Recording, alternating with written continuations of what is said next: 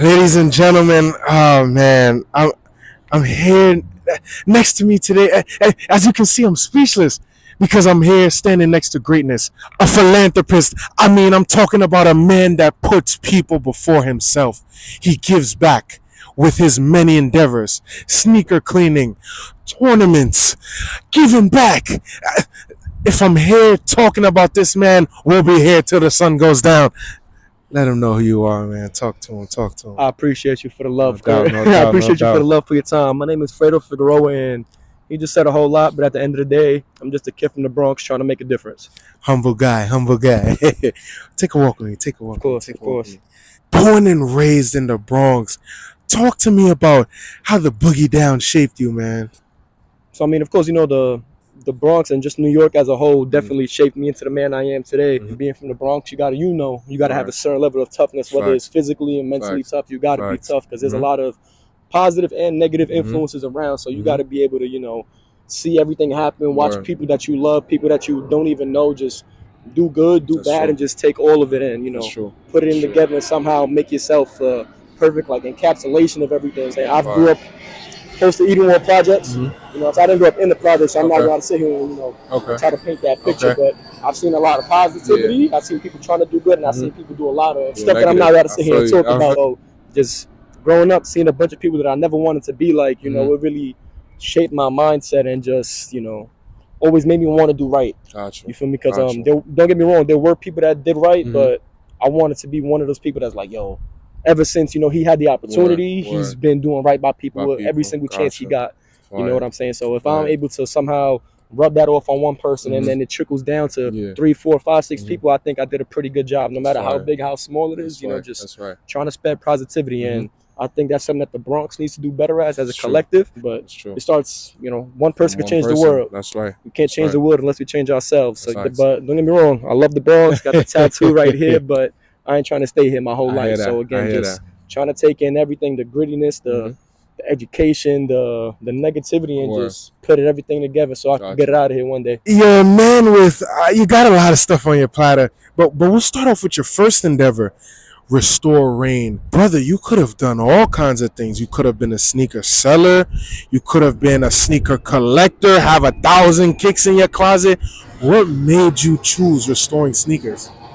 So I'm not sure if you remember, but me and my brother Dami, who I started up the whole Rain group with, we actually used to buy and sell sneakers. And at this high school that we at right now, I'm seeing Scanlon, that's really where it all started. When we started making our own little couple of dollars, Okay. we started off on Facebook Marketplace buying and selling used kicks. Then eventually we graduated to like camping out, entering raffles, getting brand new pairs at Foot Locker and stuff, giving people a couple of dollars to camp out with us so we get extra pairs.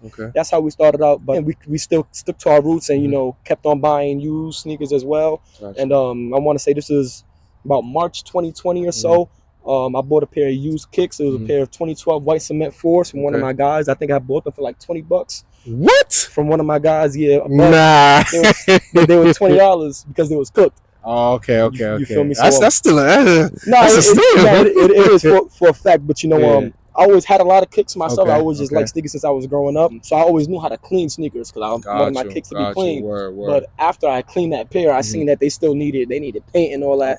And at that point in time, I didn't know how to paint. So pandemic had just hit. Now it's like April by the time I really got around to the sneakers.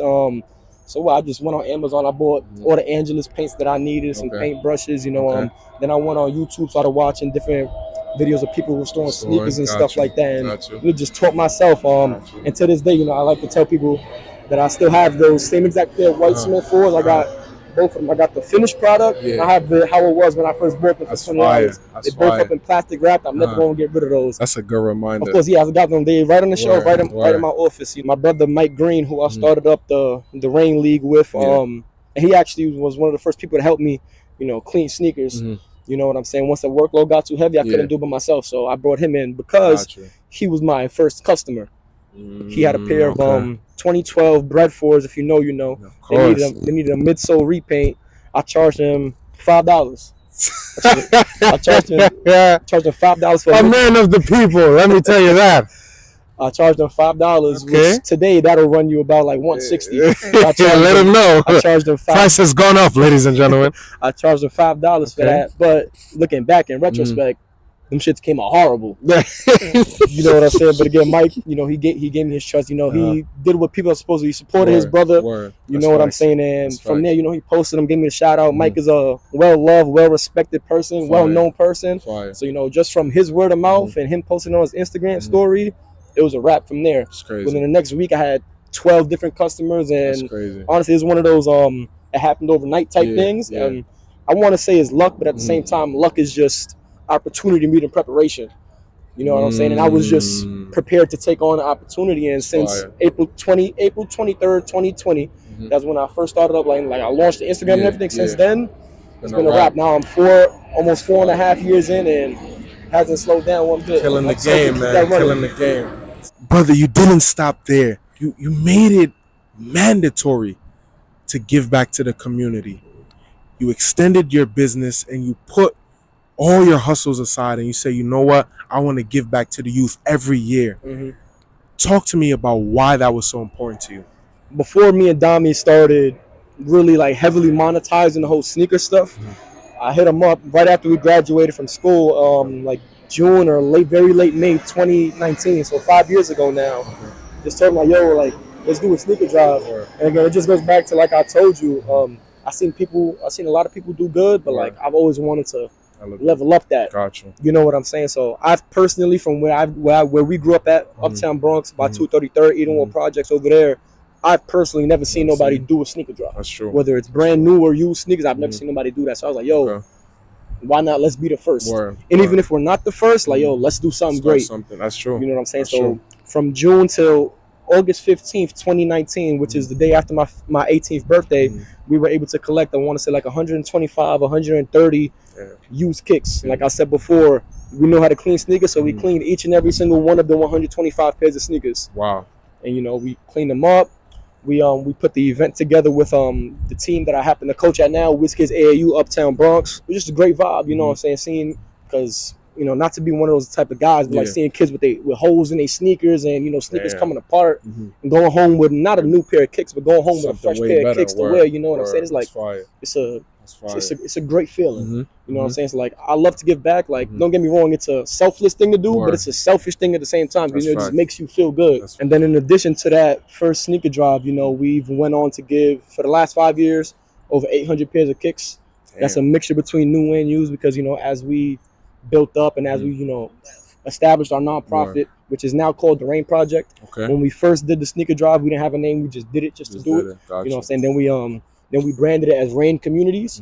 Then last year I changed it, you know, now we're known as the Rain Project now. We've given away 500 plus coats, like jackets and coats. We've done a couple coat drives. We've given away like 300 plus toys to kids during the holidays. I want to say like between 350 and 400 brand new book bags with school supplies in them for back to school drives. Just giving back is just, you know, something that I hold near and dear to my heart, because I'm very big on, you know, you get what you give. True. You know what I'm saying? So that's a real big reason why I think this whole Rain group stuff has turned the way that it has, just because we're so focused on giving back to people first. Whether it's putting people in positions to do stuff that they want to do, or helping people out, or giving people the resources, or whatever it is, just helping people win. I think that's the reason why, you know, everything that we do is so successful, whether it be Sneaker Rain, Restore Rain, the Rain Project, now started the Rain League, and, you know, now me established Rain Industries, a clothing brand. You know what I'm saying? That's why I really think everything, you know, is the way that it is, because we're so focused on giving back. Another reason I'm big on doing this is because I'm a firm believer in treat people how you want to be treated, you know, speak to people how you want to be spoken to, do everything to somebody the way you wanted it to be done. So when I was younger, I would have loved for somebody, yo, here's a pair of new kicks. Yo, here's some toys, here's this, here's that. You know what I'm saying? But it's like, you know what? Fuck it. Somebody didn't do it for me. Let me do it for this kid. And again, like I said before, it trickles down. Yo, when I grew up, you know, this guy held a sneaker drive. I want to hold a sneaker drive like he did for me. You know what I'm saying? If that trickles down 2-3 generations, you know, I think somewhere along the lines, the world becomes a better place. You know what I'm saying? Now, if I can, again, like I said before, if I started that, that's a great thing. You feel me? Whether I profit from it, whether people just give me the recognition, no matter what it is, as long as I started something good, I'm fine with that. And that's I'm pretty sure you see, because, you know, we follow each other on Instagram, that I'm always posting. Like, I don't care about what revenue we get, what profit we get. I don't care about none of that. As long as people can say, yo, this guy looked out for me. Right. This guy helped me. Yo, right. I was a photographer. You know, he let me shoot at his events. As long as people can say, like, I helped him out. I looked out for him. Yo, Fredo was a great man. When it's all said and done, that's all I need. Gotcha. And another big thing, you know, for the Reign group as a whole is just putting people in positions to win. Okay. You know what I'm saying? We have people that are artists in many different forms that in whatever we do, yo, Dami, I know this guy. We should bring him in to do this. Yo, Fredo, I know this guy. We should bring him in to do it. No matter what it is, like. So that's another reason why, again, I think we're so blessed because we just try to help people win. Even if it doesn't go right, you know, we try to help people win. So giving back will always forever, as long as I have the resources and as long as I have the will, the physical capacity to do it, I will forever give back, no matter to what capacity it is. I mean, brother, man, when you're not with your sneakers, you're on the hardwood and you're swishing and dishing, man. But talk to me. You didn't stop there. You didn't say, I'm just going to play ball for myself. You established something new with this Reign League tournament. How exciting was it to start your own tournament, man? Talk to me. So just to give you the background on it, again, me and my brother Mike Green, I wanted to hoop with him in some tournament out in the House of Sports. Okay. For sure you know what House of Sports is at. Of course. So yeah, we wanted to hoop, but the registration fee was insane. They be taxing, man. Be like $200, $300, $400, man. $1,600 for a team. Yep, $1,600 for a team. You know what I'm saying? So we put together a group of guys. You know, unfortunately, we wasn't able because I wasn't paying for other people. I was just paying for everybody's gonna pay for themselves. Everybody wasn't able to come up with the funds. Okay. So I was like, damn, I still want to hoop, Mike. I was like, honestly, again, not being that type of person, I was like, yo, I could do my own shit. Right. You understand what I'm saying? So within a month, we spoke about it. We had the initial conversation, logos, structured everything within a month. We did all that, got the players, got the teams, paid the gym rental fee. Crazy. We had the first year of the Reign League last year. We had 6 teams. You know, you played with us as well. You know, so we had 6 teams. I had my own team in there, me and Mike, you know, because again, we wanted to play, so we had a team in there. My brother Dami had a team. My brother Dane that I coach with, you know, he had a team in there as well. So it was just a bunch of guys that we, you know, showed us some love for our first year. And if I do say so myself, I think we had a great league. Definitely, everything, you know, started on time. The refs was taken care of. We had good referees. Competition was good. You know what I'm saying? Gym was a little bit hot, but you know, that only makes the comp a little bit better. My big thing with the Reign League last year was, and I always told Dami and Mike this, because those guys that helped me direct the tournament. It was like, yo, just seeing people with the logo on, I was like, yo, like, that's fire. Like, I didn't care how everything else went. Like, yo, just seeing people with the Reign League on their jerseys, the different color jerseys we have, like, yo, this shit's fire.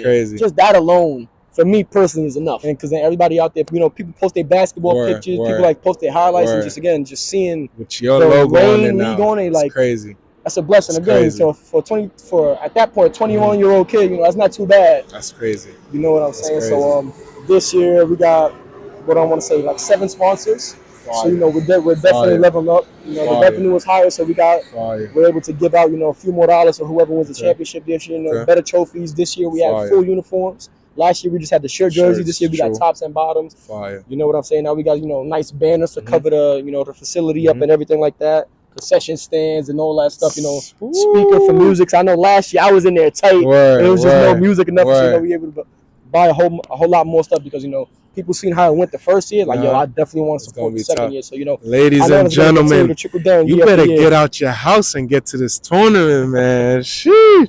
Year 2, I'm hearing a lot of good things, but give me one bad pill that you had to swallow with this tournament. Honestly, just speaking truthfully between me and you, because my guy, I wanted to hold the tourney outside. You know, traditional summer New York City basketball vibe. I wanted to hold the tourney outside. You know, exactly like you saying, gritty. If you come outside, if you can hoop, you can hoop. That's facts. It don't matter if it's inside or outside. You can hoop. You can hoop. That's facts. You know what I'm saying? But again, just being a team player, speaking with my co-directors, you know, we felt it was better to, you know, hold the league inside for at least another year. Gotcha. You know what I'm saying? But definitely next year we're 1,000,000% going to be looking into holding it outside. Not only does that give us the opportunity to give more money to the championship pot, but it also just gives a whole different avenue of spectators. That's true. Because, you know, coming out to an indoor tournament, you know, you got to know where the gym is at.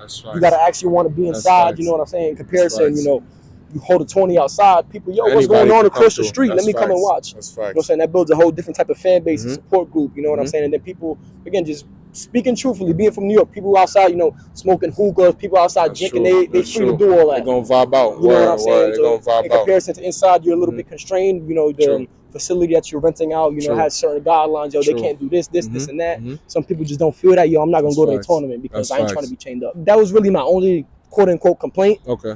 This year was just doing it inside. You know, we ran into some speed bumps trying to find out the exact location where we're going to do it at. But we're running it back at the same location as last year. So it's definitely going to be smooth. And again, we're going to, like Kurt said, make sure y'all be there because we're going to have some special guests coming out. I'm not going to name drop nobody, but we're going to have some people in there. Hey, Boogie, can't wait to see you. And some special people should be in attendance this summer. So again, I wouldn't recommend everybody to miss any games. Even if you're just a fan of basketball, definitely, you know, just come by support.